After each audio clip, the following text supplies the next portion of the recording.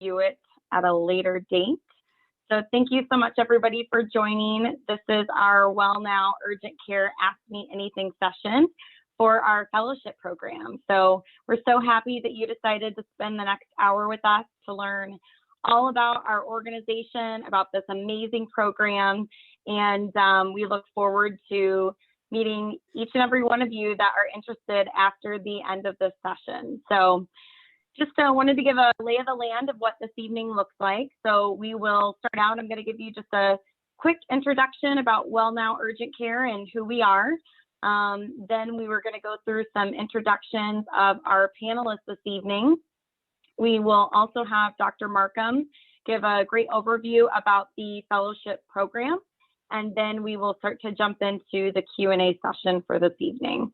I know I've had a few people ask questions. You are not in video and you are not on audio as well. It is just the panelists. So if you do have questions, you can click in the bottom right-hand corner on the chat function, and we will start working through those questions here very shortly. So WellNow Urgent Care, if you're not familiar with us, we've been around since 2011. Have went through a lot of changes over the years, and as many of us like to say in healthcare, change is kind of our middle name. We most recently actually went through an acquisition in Ohio and Michigan with a company called Hometown, and as of today, we are up to a total of 86 locations in 4 states: New York, Illinois, Ohio, and Michigan. And by the end of 2021, we'll be adding an additional 20 plus locations, and we'll also be in our 5th state. So very exciting times here. I will start out with the first introduction, which is myself. I will be your moderator this evening. My name is Jen Mullins. I am located in the Chicagoland area out of our corporate office. I'm the Director of Talent Acquisition here. I have been with the organization, I just hit 3 months this week, which I can't believe it's went by so quickly. But a fun fact about me is I actually served in the Illinois Air National Guard. I did 6 years there and worked in our recruiting office and our personnel office, and that's how I fell in love with recruiting. So happy to be here this evening to kind of lead all of the questions and for all of you to get to meet our panelists. So I will kick it over next to Denise Dunn. Hi, everybody. I'm Denise Dunn. I've been with the organization almost 9 years. A fun fact about me is I actually started out as a nurse back at our first location back in 2012. And I was Melissa's nurse at one point too. Welcome. And Denise is our lead provider recruiter here. So happy for you to join us. Many of you will have conversations with Denise soon. Over to Najib. Hi, my name is Naguib Thabat, and I'm a PA with WellNow. I'm also a lead fellowship provider, and I've been with the company for 5 years. Fun fact is I am the Cultural Ambassador Award winner, 2 years going. We didn't have our company meeting last year, so I got extended the award a following year by default, but it still counts.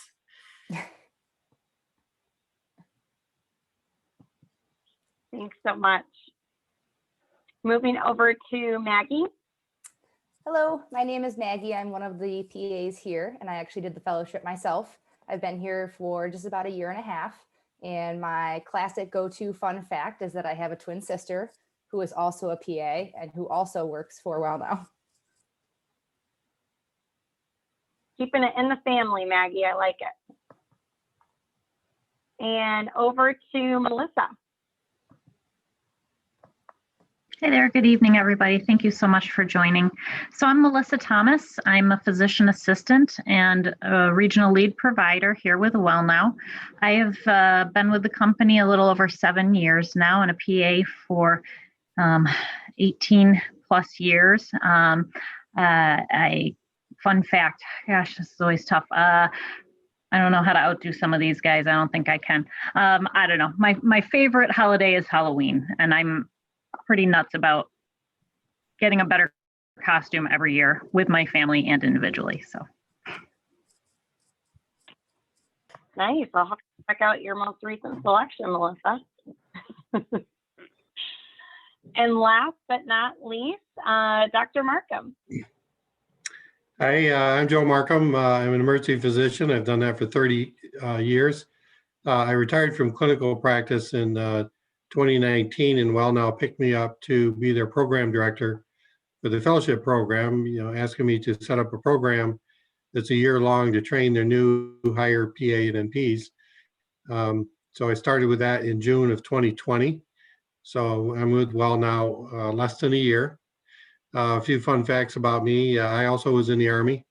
I was in the Army for 4 years before I went to school, and grew up on a dairy farm. I'm one of 15 kids, so big family, and I'm a country boy at heart.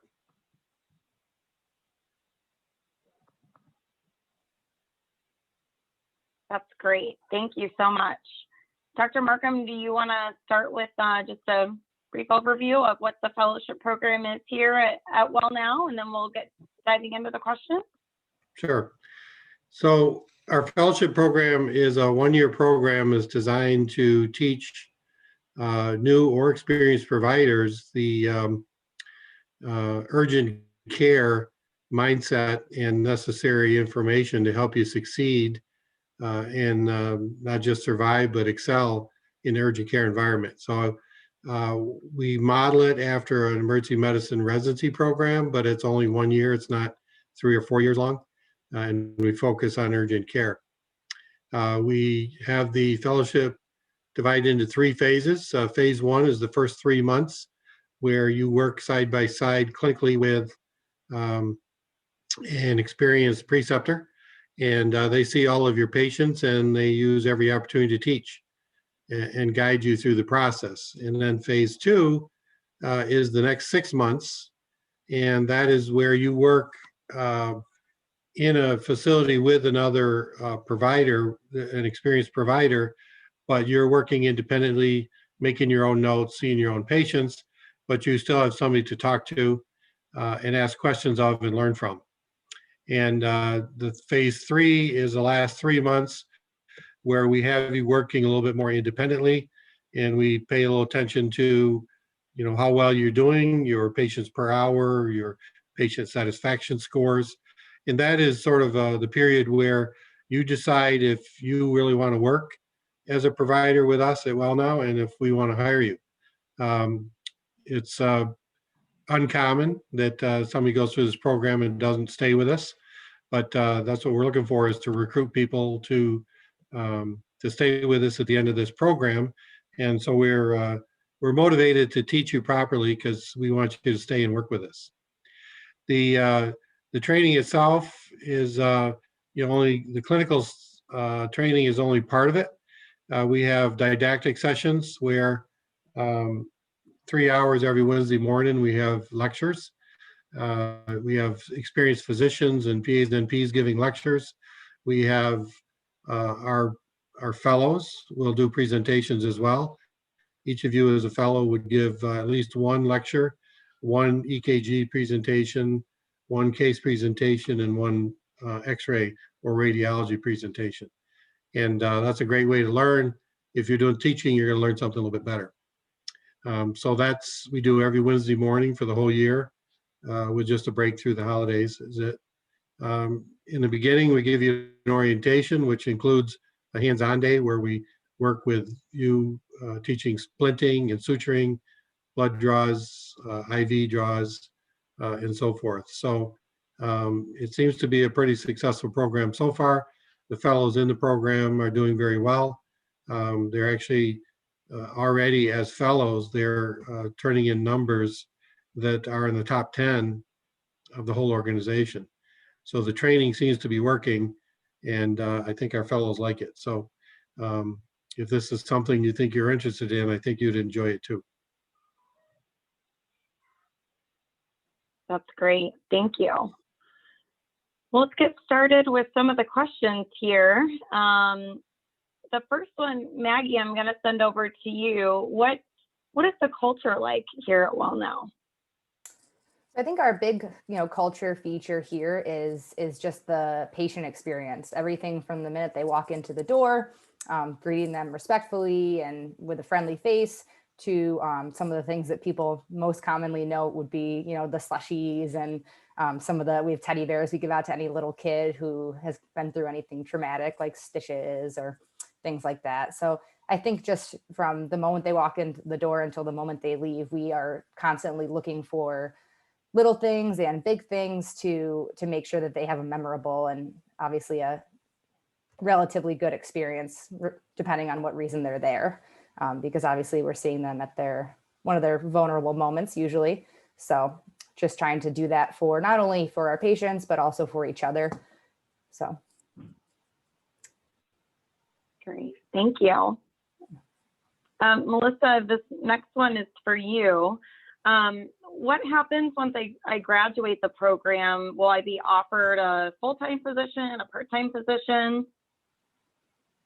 Yeah, so absolutely. And Joe alluded to this, or Dr. Markham, excuse me, to this earlier, that we're putting a lot into your training. Our hope is that that you will come out of this program a strong provider and a culture fit for us. So certainly, if we find that we're a mutual fit, we would absolutely offer a full-time position in hopes that you would want to stay and continue to grow with us. That's great. Thank you. The next one here, Eve, what are the expectations of the NPPA? So the expectations are to see patients in a very evidence-based medicine practice, and also to see them efficiently, and to treat our patients with dignity, respect, and provide them with a high level of customer service that you don't typically see in medicine. And that's what's great about working here. And then obviously is to participate in all the fellowship meetings and lectures that we have, and materials that we give for teaching and learning. So. Great. The next one here, Dr. Markham, are there any specific urgent care, emergency care resources you typically recommend to individuals that are getting ready to start the fellowship program with us? By resources, do you mean textbooks or reference materials like that? When you start the program, we actually give you a Tintinelli emergency medicine textbook. It's a pretty big book. It's a great review on most urgent and emergent problems. So we give you that. Really, you come into the program with your license and we'll teach you. We'll give you the resources that you need. You don't really need to prep ahead of time because we'll teach you everything you need to know, I hope. Maybe you'll be able to teach us some things too. Some of you come to us with experience in different practices, and we need lectures in that particular expertise. Maybe you're going to be able to help us. So we may be asking you to participate with any expertise you bring to us as well. Denise, the next one is for you, and it's really more around, how often are they paid, and what are they eligible for bonuses during the fellowship?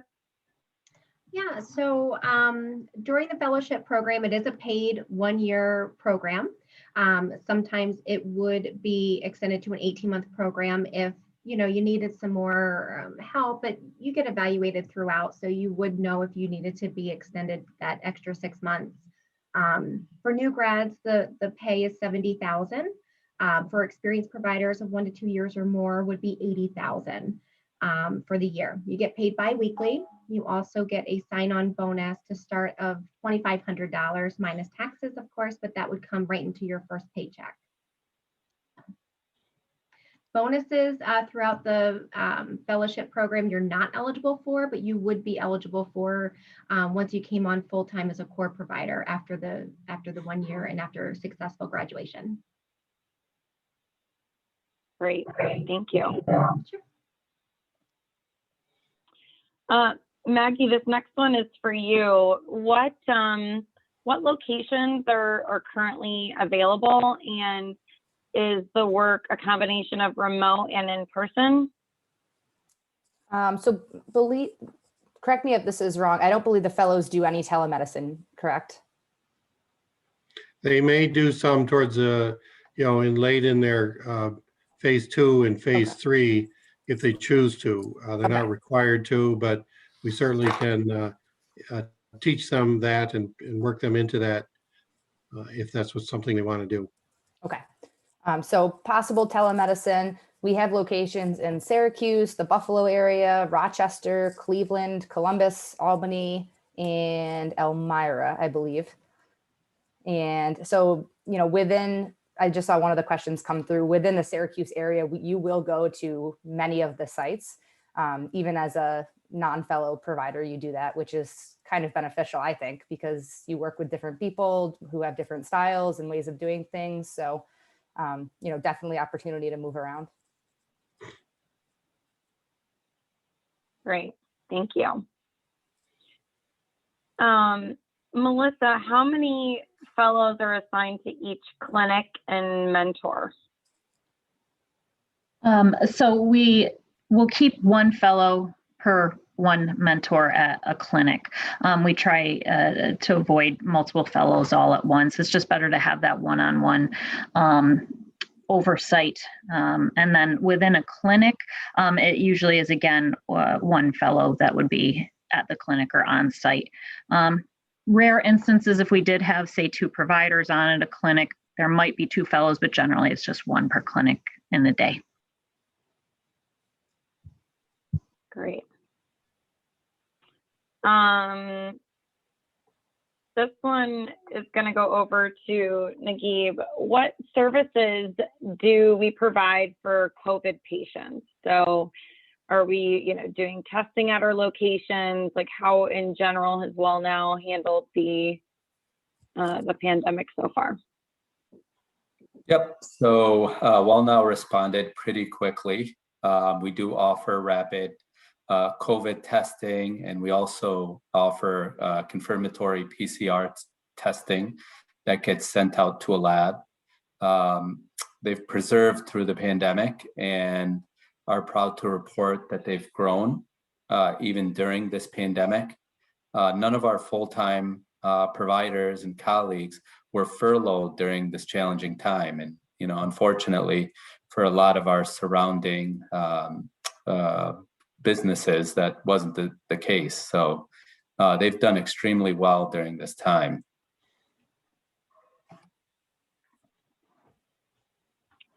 Great. And Dr. Markham, the next one is for you.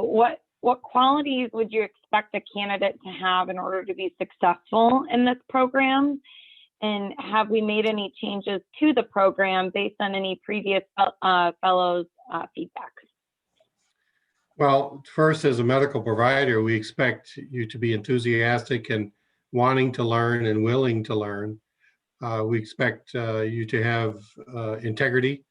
We want you to be honest and forthright about your interaction with the patients, but also you need to share with us what you don't know. We don't want you coming into this program trying to show us how much you do know. We want to know how much you don't know, so that we can help focus the program specifically for you. We'll get you involved with preceptors, and you'll get to know some of those preceptors, working with them over and over again. And they'll ask you questions and try to figure out, where your weakest points are, so that we can help you strengthen those areas. That's what we're looking for. So integrity, honesty, enthusiasm, and willingness to learn. And we need this to be a cooperative effort on your part. As far as changing the programs, I came on board just June of 2020, so not even a year yet. And we had the first class is a year long, and we just hired a second class February 1st. So we brought on another 30 fellows. And so we are expanding dramatically. And that's one of the changes is we're bringing on more fellows. Other changes that we've made are in the style in which we teach. The Wednesday morning lectures, we're redesigning those a little bit, trying to model them in a way that might be a little bit more effective. So, we're constantly taking feedback, and if you know a good way to help us teach you, then by all means, let me know. Great. Denise, this next one seems to be like a pretty hot topic, so I'm going to select you for this. The biggest question seems to be around, how many fellows are we hiring in each location? How quickly is this, are we looking to get started? So I don't know if you maybe want to kind of give a brief overview of what the timeline would look like, and then, how many ideally we're starting to outline in each area. Yeah, so we have this posted for all the regions in New York, basically, upstate New York, I should say. We have Albany, Rochester, Syracuse, Elmira, Ithaca area, Buffalo. We also have it posted in Cincinnati and Cleveland. We also have it posted in Chicago. We have 3 sites in Chicago, soon to be 3 sites in Chicago, and then soon to be 4 by the end of this year as well. We are still working through exactly how many we'll choose for each region. It'll depend on many factors. We will want to bring at least 36 total for this next class. The next class would start August 1st. So we would like to have all of the spots filled by June 1st at the very latest, so that we can start the credentialing process, make sure everybody is good to go by August 1st. The interview process, we would like to start within the next couple of weeks, which would start with a phone screen. And that would, start right with me. We would send you out after today a thank you email, and so that you would have my contact information in order for you to email me to show your interest if you would want to move forward with the interview process. From there, you would go to be scheduled, if selected to move forward to the next round. We would do a Zoom call with the team, with the fellowship team. So. Great. Thanks, Denise. Sure. Dr. Markham, how long until they would hear in terms of who is selected for the program? Well, it really depends on how long the interview process takes. So, as Denise said, we'll be starting the review process here in a few weeks. We're expecting to have April and May as interview months, and as soon as we can make our selections, we'll do so. I don't think there's any absolute time frame on that, except that our goal is to have everybody hired, or at least offered a position by June 1st. So that's our goal. If there's a reason we have to go beyond that, we will, but we want to do it early enough so that you can make plans too. If you make sure you have time to get all your licenses in order and anything else you need to do. And if you're selected, then you'll know about it, so you can get ready for it. Some people have to give notices where they're working already. So we're trying to do it as early as we can, but we want to do it right, and we want to select the right people and make sure you're going to be happy with us, and we're going to be happy with you. So we want to give you a fair interview process and make sure we're complete with that.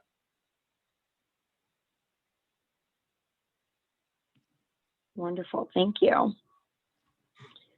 The next one coming in is for Nagib. It's how many hours are fellows required to work, and what does the schedule tend to be like? That's a great question. I've seen a lot of those questions come through the post as well. So it's up to 160 hours a month. There's the duration of the shifts will vary from 6, but mostly 8, 10, and 12-hour shifts.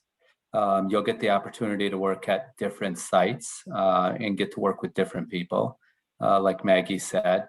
And we usually release the schedule 1 month at a time.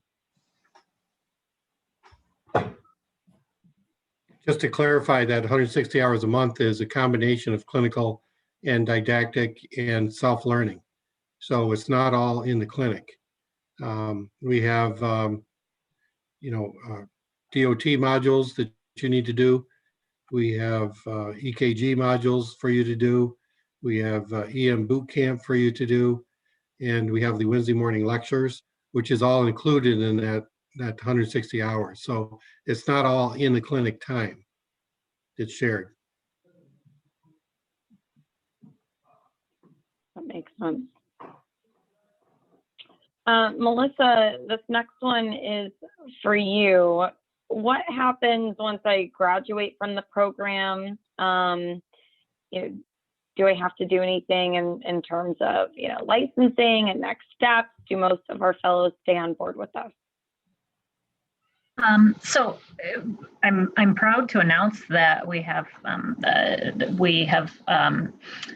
offered all of our graduating fellows full-time positions and have a fantastic retention rate. There's nothing special that you have to do except, as we discussed, is come eager, willing to learn,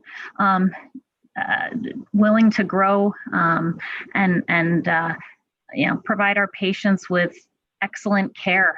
You can't lose if you take good care of our patients. And again, we would have you come on as a core provider, but no special licensing or other things that need to be done at that point once you've graduated. Great. Denise, I think this next one will go to you. How long does credentialing take for either a new or a seasoned provider? So credentialing for a seasoned provider can take, if you have your, the correct state license and DEA, it can take about 30 days or less. For a new grad, it can take 30 days to as much as up to 90 days to fully be able to see your own patients, sign charts, all of that. That's why it's so important that if you are going to be applying to any of the fellowships in any of the states that we are in now, that you know that you will have your licensure by the time that you would be selected. If you're coming from, out of state where we are not, making sure that you get your paperwork in to apply for that PA or family nurse practitioner license prior to it. It's really important, especially with everything going on now. A lot of paperwork has been backed up. There's been a lot of licenses on hold, things like that. So we want to make sure that we can, fill all of the spots of the fellowship and do it successfully. And that requires that licensure and DEA to be in place. Now, obviously, as a new grad, applying for the DEA, you would do that with us. We would help you through that. So no worries there. But for the most part, we would want you to be on track with the rest. So. And one more here for you, Denise, too. So somebody had not applied for their drug license yet. Is that something that they should aim to have done before they start the fellowship if selected? So once you graduate, you pass your boards, you have a license number and an NPI number. Once you have all four, then you can apply for the DEA. It will ask for a license and an NPI number in order for you to obtain the DEA license. So we can help you through that. Our credentialing department is fantastic. So. Great. Dr. Markham, for you, what is the most challenging aspect of the WellNow Fellowship Program? Well, that's hard for me to say because I'm not a fellow. I'm overseeing the training and I do see some of the stresses that they go through. But based on the feedback I'm getting, some of the stress is, life interacts with your training. Life interacts with your professional side, so personal and professional mix. I think we have expectations of working in the clinic. We have expectations of being on the training meetings and doing the offline training on your own time. Well, it's actually paid time, but it's non-clinical time is what I mean, on your own time. So we do have expectations, and sometimes people have difficulties in their life. There's somebody gets sick. Your parents might get sick. There might be deaths in the family. Life goes on, and when those difficulties mix and interact with the demands of a training program, then that can be stressful for some people. And depending on the event, it can be extremely stressful and difficult. We work with everybody to help them get through whatever. If you need some personal time after you've worked with us a certain period of time, there is some paid time off. If some event happens before that, we're willing to work with you as well. Let's say if you have a baby and you need some maternity time, whether you're a mother or father, doesn't really matter.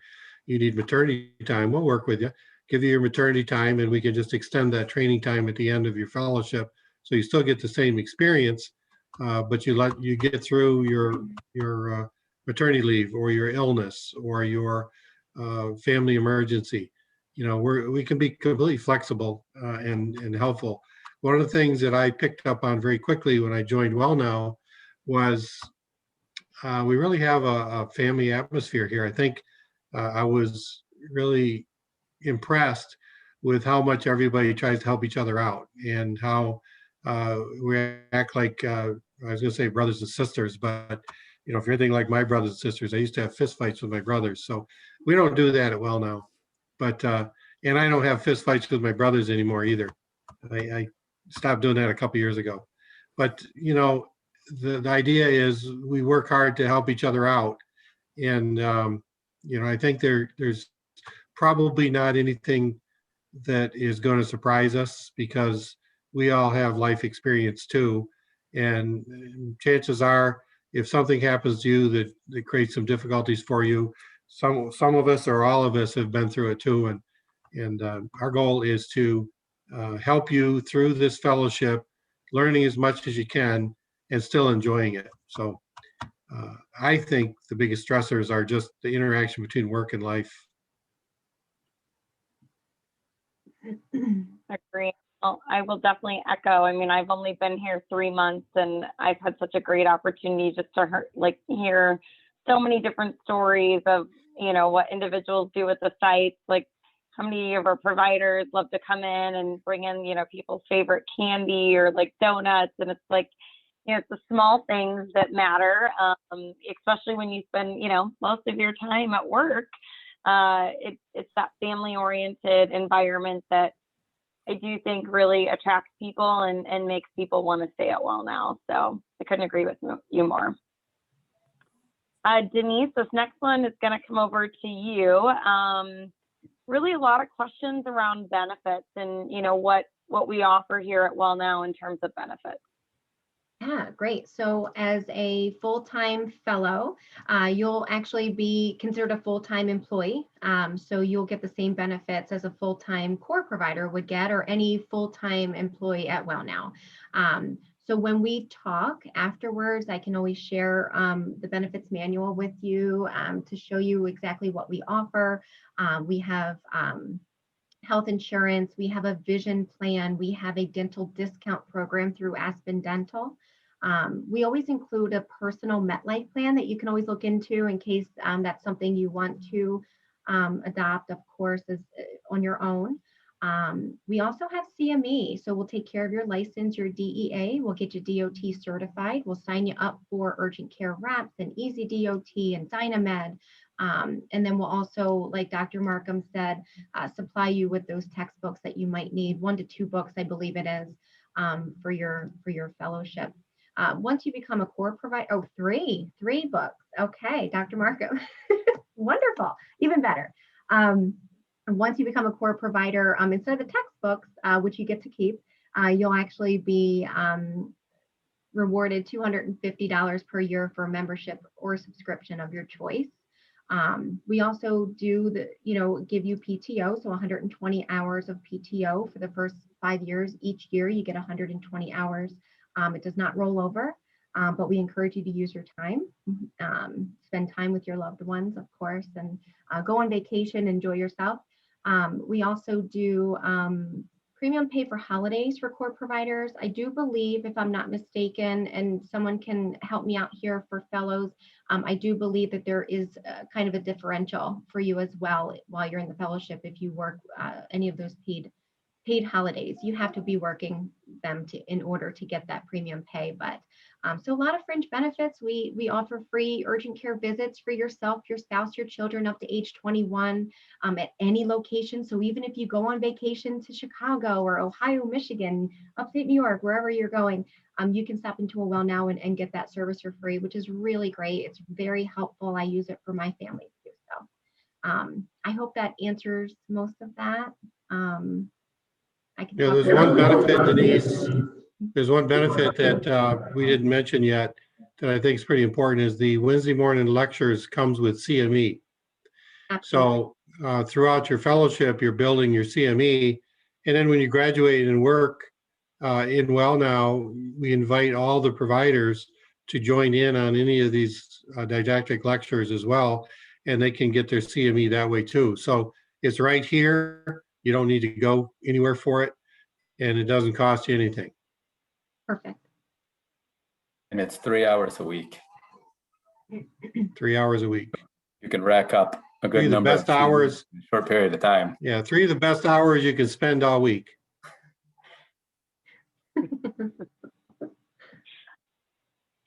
This next one, I gave it for you.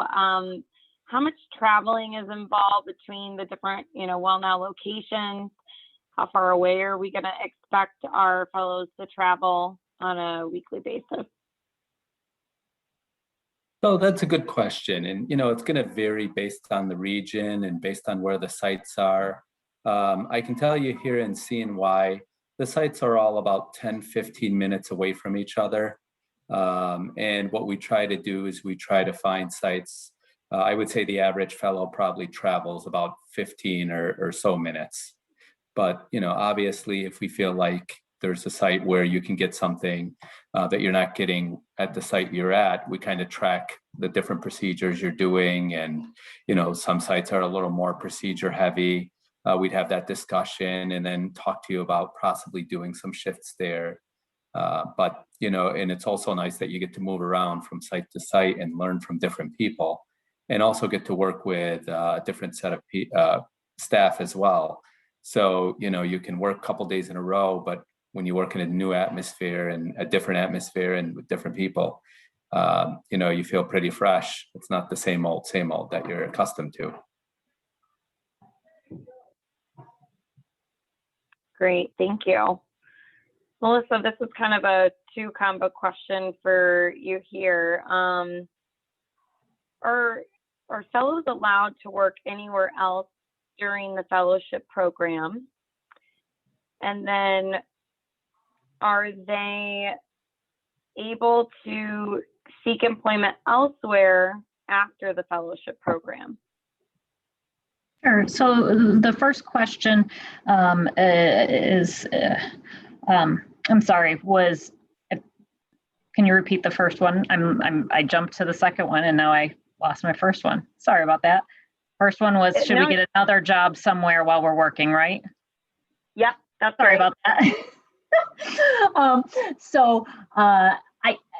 This is a pretty intensive program. As Dr. Markham mentioned, it's like a residency. So there is a lot of work, not just working in the clinic, but also a lot of didactic work and self-learning.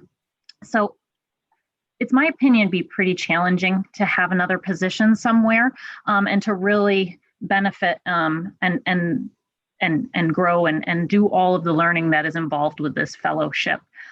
So I would not recommend another job or position while in the fellowship.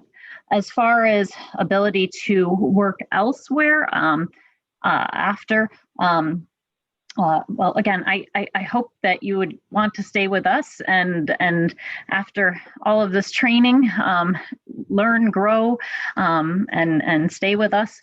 But if you found that maybe there was another place that you wanted to work in addition to our company, we do allow providers to work in different specialties such as surgery, the emergency department, family practice sometimes.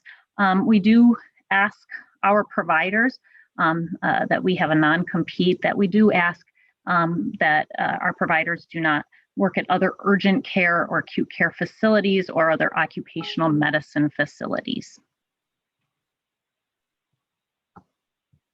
Great, thank you. Maggie, this one's for you. Is there a lot of opportunity for hands-on learning and doing our own procedures? Absolutely. I think the nice thing that I liked about urgent care is that you'll see everything from an 8-month-old to a 98-year-old in the same day, sometimes the same hour. You'll do lacerations, foreign body removal from, I pulled a bead out of a child's nose the other day. So that was obviously very hands-on. But lacerations, splinting, INDs, we do a fair amount of INDs as well. So a lot of opportunity for hands-on care. And as Nagib mentioned, some sites inherently have more or less of that. So I think depending on where you go, it's certainly a lot of opportunity for hands-on. Great, thank you. And Maggie, one more for you. What did you enjoy most about your mentor? About the mentor specifically? Mm-hmm. So I was very, very blessed with the mentors I was able to work with. Everybody has a little bit of a different style in the way that they practice. So that was nice to pick and choose what I liked from each different provider and kind of form my own way of practicing. They were all very, very eager to help, even when we were really busy, and they never made you feel like a burden or anything along those lines at all. So I really liked the mentors that I worked with. They were very, very knowledgeable, very willing to teach, and they're very good at it as well. So I think that was the biggest thing, especially I started this right out after graduating. So I didn't have a different job prior to coming here. So I think bridging that gap between learning about medicine for 2.5 years versus actually doing it in the real world, it was very nice to have the safety net of the mentor with you. Great, thank you. Melissa, I think this next one we can kind of tag team together here. There have been a few negative reviews online. Do you have any thoughts on that? Is that something that I should believe? Well, I think everybody has an opinion. I know when I look at places, I may look at reviews. It is tough when you see some of the negative reviews. I sometimes think if someone is upset, they're more likely to leave bad feedback. And the people who love it here and have been here for years and years, and there's a ton of us that live this place and love this place so much that maybe the people that love it need to shout it out a bit more. So I think it's okay to read reviews, but I can say that the vast majority of people that are here absolutely love it. And like I say, we're all hopefully lifers here. So I guess that's my 2 cents on reviews sometimes. And I can add say, a little as medical providers, we're human too. So can somebody make a mistake? Absolutely. Can somebody have a bad day? Absolutely. And, once in a while that can happen. And, I think we need to look at those reviews and take them to heart and say, is this something we can, take a look at and maybe do something better. So those reviews are healthy ways for us to get feedback. So bad reviews are going to happen everywhere, and we take them pretty seriously, and we always look at them. And but just remember, you might have a bad day, and somebody might not be happy with your service, or maybe you'll witness your colleague having a bad day, and somebody might not be happy with that. That's, as I mentioned earlier, life isn't separated from work. We're all human beings, and this can happen. Our goal is to make sure that if there's something that isn't absolutely perfect, that it's not a bad medical outcome, that maybe somebody's feelings get hurt or they weren't completely happy or satisfied, but we need to make sure that we're at a bottom line giving good medical service.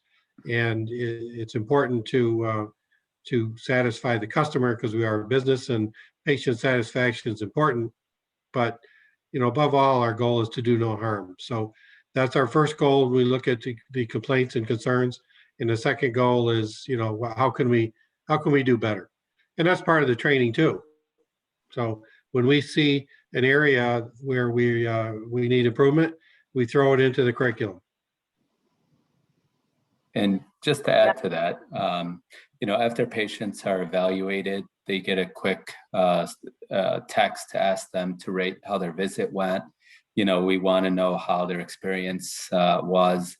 And if anyone responds that it didn't go as favorably as they would have liked, then someone does reach out to them to ask, can you share with us what happened? How can we fix it? What can we do better? As of up to now, obviously, our Google reviews are very good. They're 4.7 out of 5. Our NPS score, which is a net promoter score, generally hovers over 80%, which a lot of outstanding companies, such as Apple and Google, try to achieve as well. So there's a lot of, it's nice to be able to get that feedback from patients when they leave, and, to get an understanding of where they felt we could have done better, so that we can make adjustments for that, for future patients. And it's also nice that someone reaches out to them and has a discussion with them, so that they don't feel like the experience they had goes by the wayside. It's always nice to get a call from someone to say, we apologize for the experience. Can you tell us what happened? What can we do better? And, patients appreciate that, because they feel like the experience they had is valued. So a lot of that going on as well.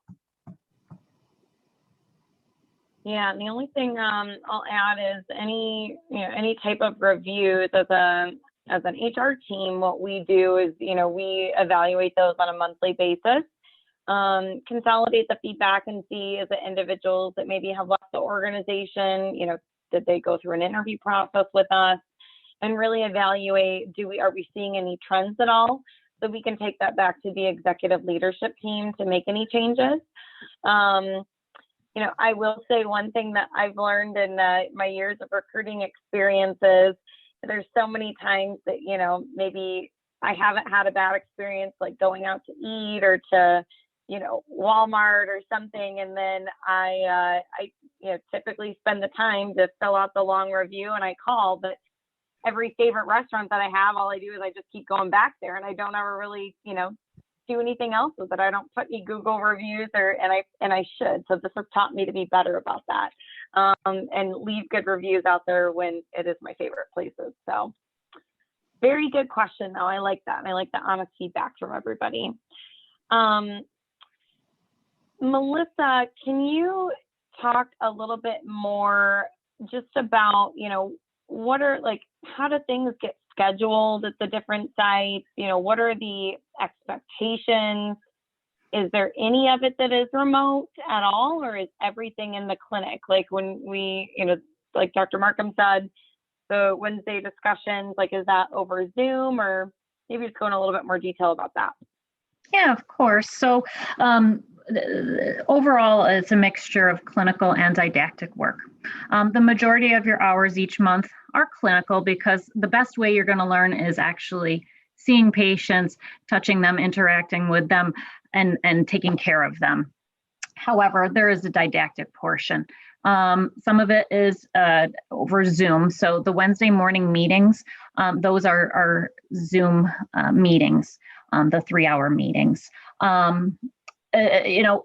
Who knows, post-COVID, there may be more in-person type meetings, but I guess more to come on that. So there is a mixture of both. As far as scheduling, we are a 365-day operation. We have differing hours of operation at our site. So some sites are 8 to 8, and some sites are extended hour sites from 7 a.m. to 11 p.m. So I say to everybody, we do work weekends, we work evenings, we work holidays. We try to be fair about it and split them up amongst the team, but everybody does contribute to those. There's generally, we try to, group shifts together in a reasonable way, and certainly are mindful again about where you live and keeping you within the region, but everybody contributes fairly to the schedule. Depending on the phase that you're in, there may be a little heavier didactic portion. So early on in the program, the didactic portion is a little more heavy, whereas when you're more experienced and moving into the end of the fellowship of the phase 3 portion, you're going to be doing a bit more clinical and really taking care of patients more autonomously. I would say urgent care is a very flexible specialty. So we flex and mold with the volumes of patients that walk in, but also with our schedules as well.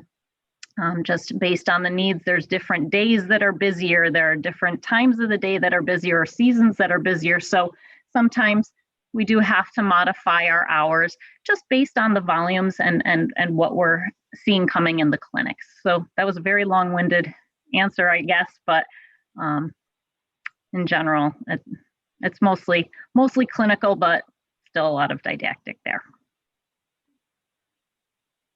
Great, thank you. Mm-hmm. I've got some great questions that I can't thank everybody enough for jumping in and asking them. So I'm going to try to squeeze in another 1 or 2 here. There was a question, and Naguib, you can answer this, and I'd be more than happy to jump into, but this was directed at you about how selective we are when it comes to culture, race, and orientation. Just asking about, how many of our fellows or even providers are of different ethnicities. So yeah, interestingly, the last fellowship class we had were all females of different backgrounds, but we looked at it and we said, man, we don't really have any guys in this group. So we obviously made that adjustment, which is, I think, the first time I've ever been in that predicament before, where we had to include guys into this. But it's very diverse. We try, obviously, there's a mix of men and women, people from different backgrounds, and everybody we work with is just phenomenal. We are all like a very close family. We all look after each other. We all try to help each other out, and we all get to learn from each other. And so from a diversity standpoint, they do a great job of trying to recruit a diversified workforce. We don't have any problems there from a provider and staff standpoint, and even fellowship standpoint. Great. And one thing that I'll add to is we, in 2021, one of the initiatives that we are working from an HR perspective is continuing to build out a diversity strategy. And we are having a diversity speaker actually on March 31st. So that's going to be announced to the company next week, but we're really excited to do our first diversity speaker with the organization. So I think more to come on that, and we'll continue to expand, but that was a great question. Last question here, and then we will have a few final thoughts, but Maggie, what was your favorite part about the program when you went through it? And what kind of fun things do we like to do amongst our providers and teams at the clinics? So I would say the first question was favorite memory or favorite part of the fellowship. So I would say just the experience. I mean, as a new provider, just looking at how much you grow within even a year. From the first day when I, looked on Up to Date, I think honestly, probably 65 times in my 8-hour shift, to look things up, and I wasn't sure about certain things. Just because you don't, whatever your experience is in school is what it is. So I think just the growth that you can have with this fellowship was definitely the best thing for me, because, seeing things where I'm sure many of you who PA or NP, one of the big things you do in school is present. And I remember being so nervous, and I would write down what family history their great grandfather had, even though that's not pertinent most of the time. And I would present everything for 40 minutes in the ER, and they were like, no, this is not good. So I think the other day we were giving report to a paramedic for a patient that needed to be transferred. And someone said, how did you learn how to do that? And I said, I don't know. I just keep doing it over the last year, and somehow I got better at it. So, sometimes you'll have those moments where you can actually quantify how far you've come in a year. So I think that was the best thing for me, especially as a new grad. And I'm sorry, what was the second question? Second question is, what kind of fun things do we do within the fellowship program, or just even at the clinics and stuff? Yeah, we've definitely done some potluck type things in the clinics, especially on holidays. People like to do that to make it a little bit more fun. We used to do a lot more. There was a monthly team building every month, but with COVID, obviously, we haven't been able to do some of those things in person. But you definitely become really good friends with your coworkers. I just went on a ski trip with four or five of mine. So it's nice because you actually become friends, and it's nice to have people who understand, like you said, where you spend most of your time of your day. So it's, you really can make some great friends here. And so, Jennifer, just to add to that, every month, this is obviously pre-COVID, every month, each site received a budget per person. And it was actually a pretty generous budget. I mean, you could easily do a movie and a steak dinner, which I never shied away from. But every month we got a budget that we could exercise amongst our site, and we would choose something to do, whether it was paintball or painting, or we even went to a Bills game together, and we did the whole tailgating thing, which was awesome. But we do that pre-COVID. We were doing that once a month, and it was a pretty generous budget that you get to go out with your colleagues and coworkers and just kind of have a little bit of fun outside of work. And it really makes a big, you get an opportunity to get to know each other a little better, and you get to, everyone gets to let their hair down, even though I don't have much to let down. And, you just have a good time. So, and it's nice to see each other outside of work and to have fun and to build better relationships with each other. Great. Thank you so much. I know that we're almost at the top of the hour here, so I want to be sensitive to time, but really the next step from here is everybody will receive a thank you email from myself and Denise. Denise is going to be your go-to gal here. And over the next couple of weeks, you guys will be having some conversations with her if you're interested in the fellowship program. You'll do an initial phone screen with her. So I will be sending that information out probably sometime tomorrow. And I just want to thank all of our panelists this evening. You all did a wonderful job answering questions. I know it's not easy being on camera and stepping away from little ones if you have little ones at home. So thank you for doing that. It was nice to hear everyone's thoughts and stories. And to all of our attendees, we really appreciate you just spending your evening with us, getting to learn more about WellNow Urgent Care, and we look forward to talking to all of you very soon. So everybody stay safe and have a great evening. Thank you so much for joining. Take care. Night. Well, thank you.